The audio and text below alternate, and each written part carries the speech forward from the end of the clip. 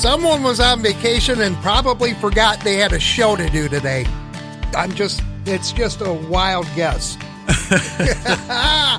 Good morning and welcome to Nature Watch. Nature Watch is sponsored by Waddell's Nursery Floral Garden and Bird Center at the corner of 12th Street and Millam Road. And now your host of Nature Watch, returning from a 2-week sabbatical where it was a lot warmer than here, it's Gary Miller. Good morning, sir. Good morning. So hey. I didn't forget, just frozen a little bit this morning. just a little bit. Okay. Now when you sent me that text was like a week and a half ago. You said it was in the 70s. Yeah. So that was actually last Saturday during the show. Yeah. Okay. Yeah. We had That's the right. archive show from what Michigan Storm Chasers were in last October. Yeah. That's right. So it was going to be a highest in the 60s last Saturday, and on Sunday the highs were going to be in the 70s, and it was. But I have to say that when we were down there for 2 weeks, we were in Orange Beach, Alabama, down in the Gulf of Mexico, and I did see snow down there. On the week before, I was going to ask you. 2 weeks ago, I did see some snowflakes down there. Yeah. It snowed. It was cold. It was actually pretty cold down there. They had wind chills down in the single digits a couple times. Yep. And I did see some vultures down there. So vultures, some of them stay around there year-round.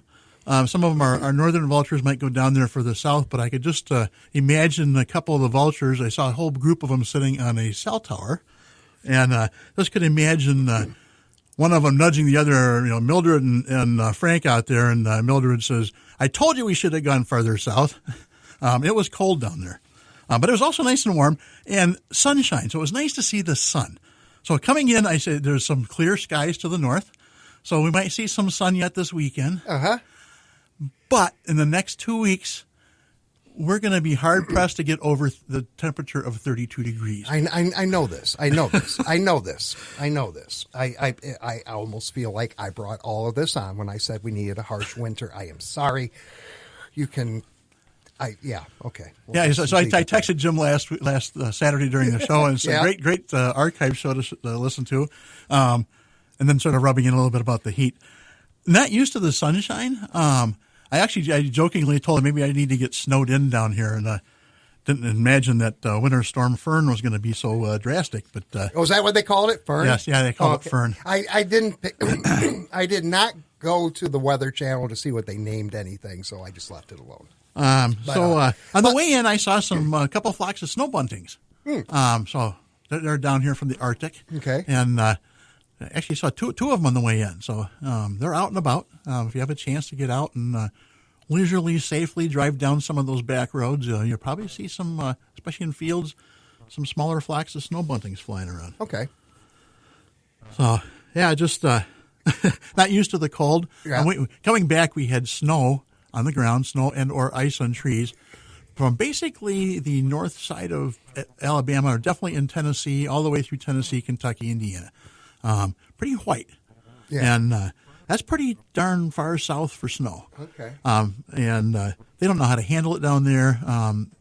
There are still people without power down there because of the ice. Yeah. That ice. That's horrible. Yeah, just a mess. Yeah. Now this yesterday, the big thing going around through Sarah and everybody at Storm Team 8, we could have a snow-free weekend. Okay, I'm like, this morning, I'm going to give my winter boots a rest. I'm just going to wear regular shoes and be fine with it. My feet do feel a lot lighter this morning, but I walk out to my car and there's a dusting of snow. I'm just like, I thought there wasn't supposed to be any. Yeah, so they weren't talking any snow, maybe a slight chance, maybe a few flakes. It was actually, I had snowflakes coming down until I got about halfway between Schoolcraft and Portage, and that the snow stopped snowing. Then but it was light enough to where our radar didn't pick it up. So right, yeah, but it was snowing. Okay, yeah. So that welcome back, Gary. Yeah. That's all I'm saying. I think I should have stayed down for at least 2 more weeks. Where the temperatures are looking. Oh my goodness. So I had some funnies that I saw, and I gotta pull it up here at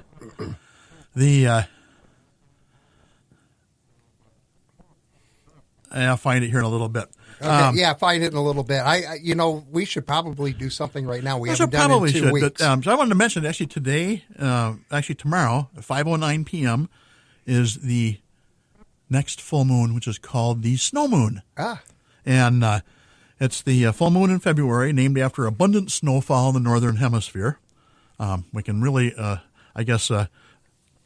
commiserate with that this year. Okay. Some North American tribes actually named it the hungry moon due to the scarce food sources and hard hunting conditions during midwinter, while others named it bear moon, referring to bear cubs being born this time of year. Oh.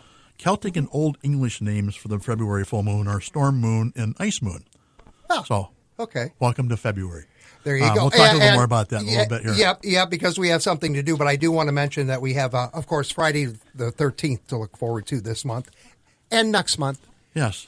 It's two of them in a row. Two of them in a row. I don't know how you feel about that. You might need a $20 gift card to get through, so let's do that right now. 269-382-4280. It's our weekly trivia question. Well, Yes. we didn't do it for the last 2 weeks. Yeah, so actually I got a great one to go in line with all these cold temperatures we have. Okay. So my trivia question, even though they're not here in Michigan, at least not out in the wild, but they are in zoos. Okay. What color are polar bears?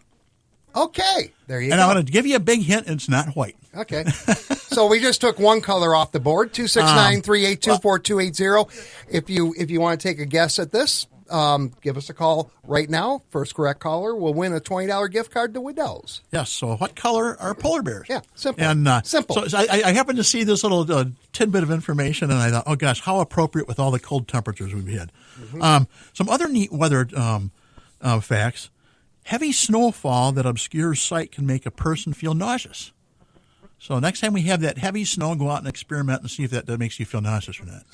Just saying. This snow makes me sick. So I guess there is some truth to that. Yes, there is.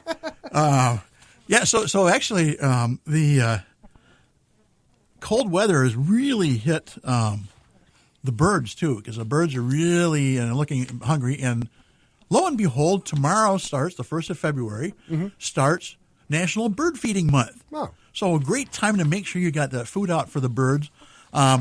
Even though I was gone for a couple of weeks, my son and daughter-in-law and daughter actually kept our bird feeders filled. I have to get more bird seed today. Okay. And that is, so I'm still on track for basically 90 pounds of bird seed a month. Still on track for that, plus all the suet cakes. And so it's really important to make sure you got that food out there, especially now because things are snow-covered. It's hard for birds to feed and find food. So especially with the cold. So make sure you got that food out there. Yeah, let's do this again. Just our trivia question, $20 gift card up for grabs to Waddell's. What color are polar bears? Simple enough. Yeah, I think I threw a curve everybody because I just told them the first obvious guess that they're not white. No, actually they're saying he's not here. He's still down south. I am here. So it's interesting to see. Actually, when we talk, we'll talk a little bit about that. So National Bird Feeding Month, over 50 million people that they're estimated, Americans, that put out food for their feathered friends each year. That's about 1 out of every 3 or 4 American adults, about 1 every 3, putting out over 1 billion pounds of bird feed each year. 1 billion, that's with a B. So lots of bird feed. It's a great way to, I look at it as some cheap entertainment. You get to watch all the different birds that come in. Sure, it costs you a little bit, but it actually gives you a lot of entertainment. And if you get some of those other critters like squirrels, we had Squirrel Appreciation Day a week and a half ago. Yes, we did. Actually, and Squirrel Appreciation Day. You were Day. gone for it. You weren't here. I saw a squirrel on Squirrel Appreciation Day. We were out hiking in one of the wildlife refuges down in Alabama and happened to see a squirrel. So I thought, wow, how appropriate. Squirrel Appreciation Day, see a squirrel. All right, cool. Well, let's go to the hey, there's one. No, never mind. Shut up. Good morning, WKZO. Who is this on my phone? Good morning. This is James White. How are you doing? James, how are you?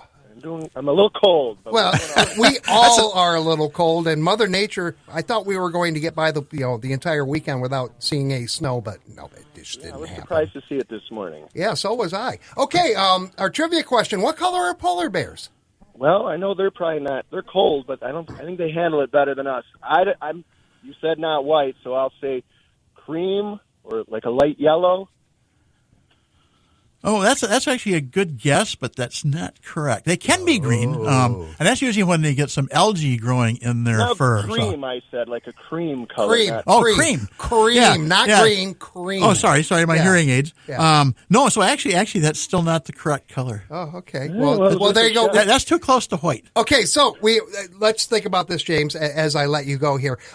We can eliminate cream, green, and white, right? Yeah, we can Yes. do that. 269-382-4280. What color are polar bears? Yeah, so Simply there's actually two different answers here with their fur and their skin. So I'll take either one. So it'll be interesting to see if somebody comes up with that. Yeah, and James might take another shot at it, but Yes. I think I know this one. Is this Judy? Good morning. This is Judy. Yeah, I Judy. love it. I love it when the caller ID works. Yay. Okay, what color are polar bears, Judy? Their fur is transparent. Correct. Wow! What? Ding, ding, ding, ding. So and actually the other interesting fact is their skin is black. Really? Yes.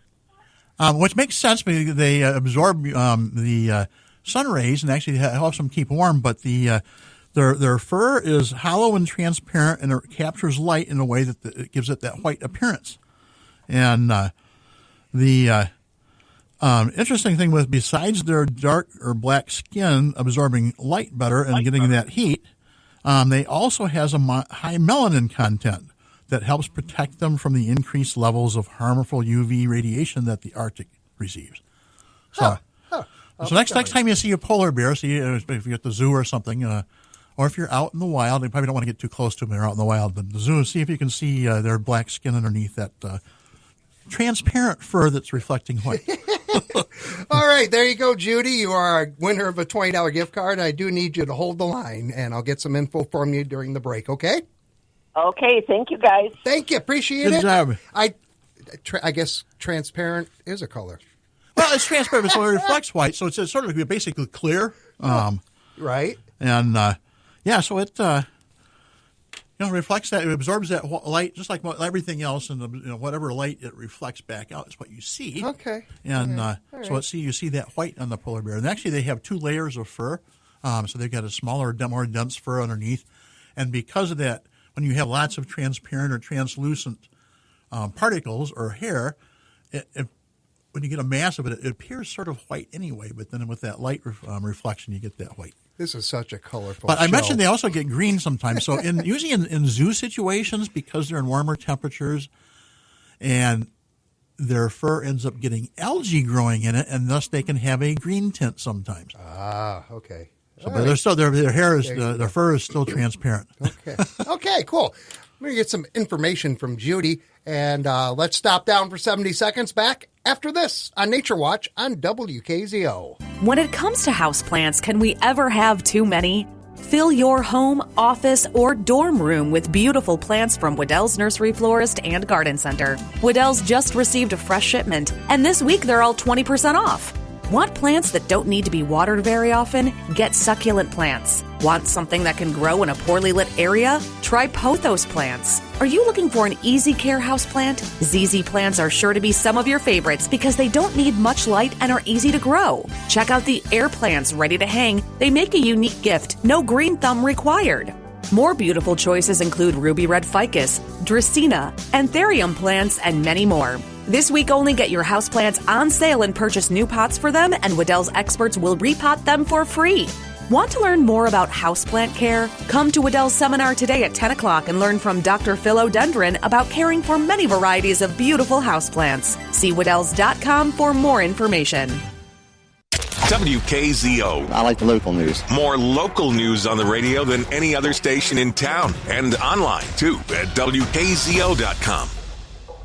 8:47 as we continue with this colorful edition of Nature Watch. I'm Jim Lawless. He's our expert and host, Gary Miller. Yes.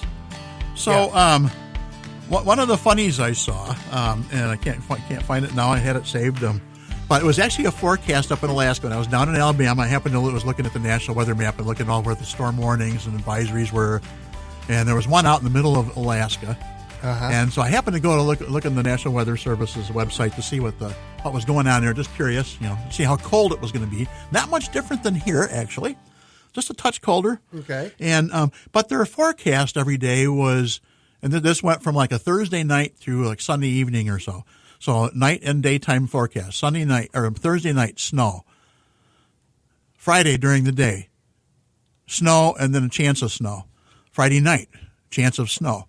Saturday, snow and then chance of snow. Saturday night, snow. And then Sunday, possible chance of snow, then going to snow. And I had to laugh because it was almost identical forecast for Michigan. So we had, didn't get a lot of snow, but we got snow, it seemed like about every day. And so I thought, gosh, our forecast isn't much different than Alaska. So pretty interesting to see. So we've got Groundhog Day coming up. But actually, before I go to Groundhog Day, with National Bird Feeding Month, they typically have had a theme every year. So I have just a fun challenge out there for listeners. And you can email me if you don't find it today during the show. You can email me at naturewatch@wedells.com during the week. But my big challenge for you in this next week is see if you can find the theme for 2026 for National Bird Feeding Month, because I could not. Oh. So this is a big challenge for everybody, just a fun one. If you find it, either email me or call in next Saturday during the show. Let us know. I'm just curious. I always have some fun themes in that, and there's no theme this year. And I'm guessing because the administrators of the website that oversees National Bird Feeding Month was actually a retail store, and that retail store moved, and I'm guessing the personnel that were there are no longer there. Oh, okay. So I'm guessing that's what the case is, but there's still a National Bird Feeding Month, so you need to feed those birds. Okay, yes. So we have Groundhog Day coming up on Monday, and so the story is if a groundhog emerges from its burrow on this day and sees its shadow, a retreat to its den, and winter will go on for 6 more weeks. If it does not see its shadow, spring will arrive early. Now, the forecast looks like it's going to be cloudy. So we will get a lie from the groundhog, probably. Yes. That's what I was getting to, because even it might be bright enough, you might be able to see shadow, but with the clouds, probably not. And if you look at the forecast, 2 of the next 6 weeks, the next 2 weeks are going to be below freezing. I don't think spring's going to arrive early. I feel like kicking you back out of the studio. Go back on vacation, man. So the Farmer's Almanac actually. I was looking at the forecast. They've been pretty close, and they've got more cold coming in February and in March. Mm-hmm. A couple warm ups here and there, but colder than normal. So I'm still going to be a beacon of hope here. February 11th, pitchers and catchers report to spring training. Okay. Yeah, it's coming. Okay, we'll get there. And I'm talking golf on the sports report. If I'm talking golf, we're close. We're close. Yeah. Maybe. Kind of, sort of. So it was nice seeing sunshine down south. It was nice, and there was actually saw some green here and there. Not a lot, but there are some. And but coming back to the cold and reacclimating to cold, not fun. Monday is also World Wetlands Day. So if you are a big fan of wetlands, you have a chance to go out and hike, and maybe it's supposed to be snowing a little bit on Monday, but wetlands. Good day to go out and watch some birds and. Okay, here's my sarcasm. The wetlands will be frozen. They will, but usually there's a lot of places that they have trails. They've got wetlands along the trail, so they may go to walk on the trails. And wetlands are actually fun to observe throughout the year because of all the diversity of wildlife and plants that are in those wetlands. Let me throw up some encouragement too, as we kind of our show goes all over the place. It really does. Now, if we stay cold, we're going to stay cold. If we stay cold enough, Lake Michigan won't completely freeze over, but it will freeze enough to where it will shut off the lake effect machine for the most part. It's getting close. Yeah. Actually, the lakes are frozen much above normal, an average already. All Great Lakes are. And I think Lake Michigan was at about 64% ice or so. Yeah. So that is true. It does bring up that point of, yes, we'll shut off that snow effect machine, but it also means it's going to take longer to warm up in the spring because we have those cooling winds from ice-covered water coming in. Yep, and on top of that, the snowpack all through the Midwest, it's like a reinforcement in a manner of speaking. Yes, it is. Yes, it is. So, So, yes, I said we need a harsh winter. It's happening as we speak. I take full responsibility. So a couple neat things coming on later today, this afternoon. Actually, this morning, you got some Green Thumb classes going on at Waddell's, a couple of them. Okay, cool. And then later this afternoon, Kellogg Bird Sanctuary has a Ducky Day from 12 noon to 3 p.m. And they got all sorts of fun activities. The admission is the regular admission to get into the bird sanctuary, but they've got all sorts of fun activities regarding and related to ducks. Okay. Next Wednesday, the Not My Species, Not Michigan Species webinar regarding invasives has another webinar from 9 a.m. to 10 a.m. You need to go to their website, and there's links to that from the Eagle and DNR websites, or just put in Not My Species, that's M-I, so Not My Species. Okay. And Not Michigan Species. And go to their website. You can link. You need to get the Zoom link because it's an online webinar. Those are always interesting. They're actually going to have a couple of the team members that are overseeing all the new invasives or invasives that are getting worse here in Michigan. And it's always very educational to tune in with that. Oh. Next Saturday at 2 o'clock, after you go to a couple of the seminars at the Green Thumb Club at Waddell's, there's a winter adaptation walk at the Nature Center in Kalamazoo. And that is, again, part of the regular admission, just a drop-in program. Don't need to sign up for that ahead of time. They have a couple neat other activities coming up. They've got an artist exhibition at the Nature Center, and that runs from February 6th through April 30th. You can select your favorite artists. So they're going to have actually an artist reception on next Sunday, the 8th of February, from 2 to 4. 13th to 16th of February, the Great Backyard Bird Count is going on, and there's ways to participate with that. If you Google or search for Great Backyard Bird Count, or GBBC, they have some links, and there's a couple of webinars how to participate. Oh. Those are coming up on the 5th of February and the 11th of February, so either one, like about an hour long or so, tells you how you can participate with that.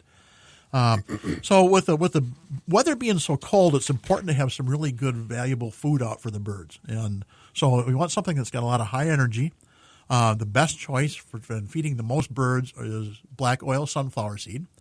It's important that you have mixes, or just all black oil sunflower, but mixes that don't have a lot of filler that gets wasted by the birds, i.e. a lot of milo. Most birds don't eat milo, and they just toss it out of the feeder, and it ends up making a mess on the ground around the feeders. So if you do mostly black oil, you're going to take care of most birds. The other thing you want to put out is some suet, good suet. And suet also has fillers in to make it cheaper at times. So look for suet cakes that have very little or no cracked corn in them. Cracked corn is a cheap filler for suet, and again, doesn't really help the birds out a lot as far as high energy. And Jimmy doesn't care. That's right. Jimmy doesn't care. Well, if Jimmy's a bird, Jimmy might care. I'm sorry. I'll leave that alone. So make sure you got some good quality food out there for the birds, and it pays to get a little better quality mix, or much better quality mix, because usually they're much cleaner. You don't have the debris that you get in the inexpensive mixes or the cheap fillers that the birds don't eat, and so it's worthwhile having that. I can tell you that my 90 pounds a month that the birds are going through, I have very little hulls, and I don't use a hull-less mix. I get just regular hulled black oil. I have very few hulls on the ground because the birds take it and they go into the trees and eat, the nuthatches, the chickadees. Interestingly, and I had read years ago that chickadees can remember up to like 1,500 locations of seed that they store, because they start storing seed in the fall. I ran across a little article on, I don't remember if it was the Audubon Society website or the Cornell Lab of Ornithology, one of those two. Mm-hmm.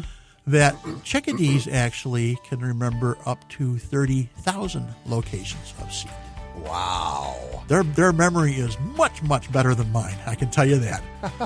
I have trouble with 1,500 things, let alone 100 sometimes. So 30,000, can you imagine that? Just unbelievable.